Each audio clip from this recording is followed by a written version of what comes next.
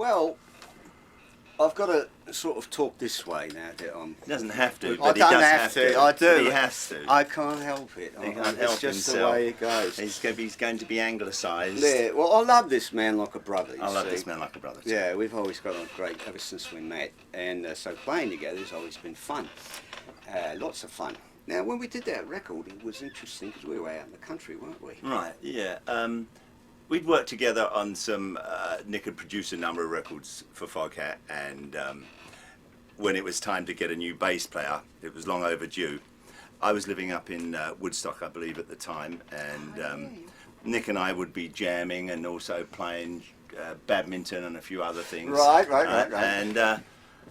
And we'd auditioned a number of bass players. In fact, our current bass player, of course, Craig McGregor, was auditioned, but it didn't quite work out at the time. And I said to Nick, "You want to play bass?" And he said, "I played bass in, what was it, when you were in that band in Philly, when you were going out?" When I was in Greece. When you were in Greece? Yeah. A Greek bass player, huh? And so he said, "Yeah, I can't." Did we rent it in Woodstock, the bass, or did we steal it from somebody? I can't remember. I bought a bass. You bought it? I bought a Fender Precision bass. And did we go? And then we drove down from Woodstock in to New York, and we went to. Is that when the wheel came off the car? I don't know. Well, it was one of the times the wheel. Oh yeah, the wheel came off the car. Things happen when Roger and I start messing Well, about. yeah, I had a '67 427 Corvette, so you know it's a bit cramped in there with the bass, and I might have been that day we were coming down and the back axle broke. Pretty interesting. I thought, no, that's not the time. No, it's not the time. The front axle breaking on the Jameson, that was another. Oh, that was another one. Okay. Oh, and then the Maserati. No, we won't go there. Yeah, went rolling across the road. Yeah, we went down to there was like a rehearsal studio. Yeah, but actually it was mine and Rod's house.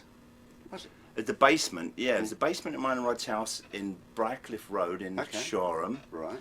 And we were down there. It was a house that Rod and I used to share, the odd couple. And we were playing. We started off playing, and basically it was like a kind of a John Lee Hooker riff, which is basically. Oh, now you're talking about Slow Ride now. Slow Ride. Oh, you've jumped ahead. Okay, I'm back to where I was auditioning for the band.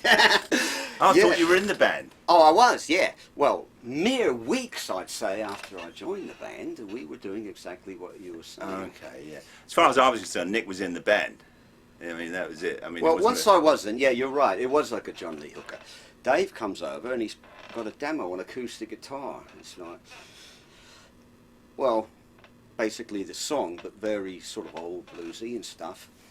And yeah, we said, right, that's great, didn't we? Yeah. No, we nipped downstairs, quick as bunnies, and we said, let's jam around on this.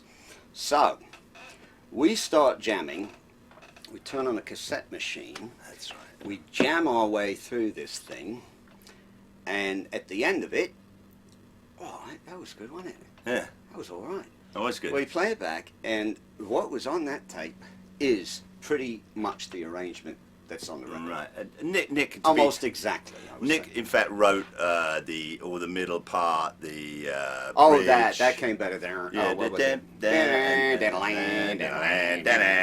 that came. Nick wrote all that. In fact, Nick, though I claim to have written the beginning of Slow Ride, it was Nick who did it. To be fair, I have to confess. Nick was the one who said, "Rog, just go bang."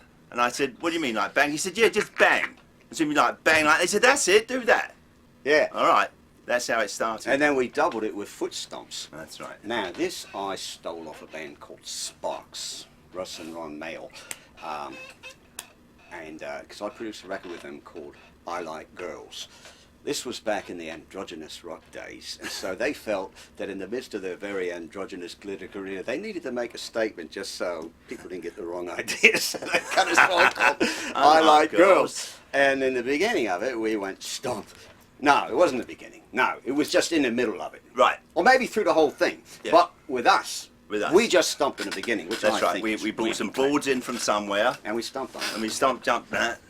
Clump, clump, clump. That's but it. it was on the It's like offbeat. that. That was a good part. It was on That's the good. offbeat, That's wasn't right. it? Yeah, So yeah. it throws you. You Yeah. think it's on the onbeat, and you say, no, it's not a disco record, mate. It's rock and roll. It's on the offbeat. We're on the 2 yard. The drummer's going to stomp.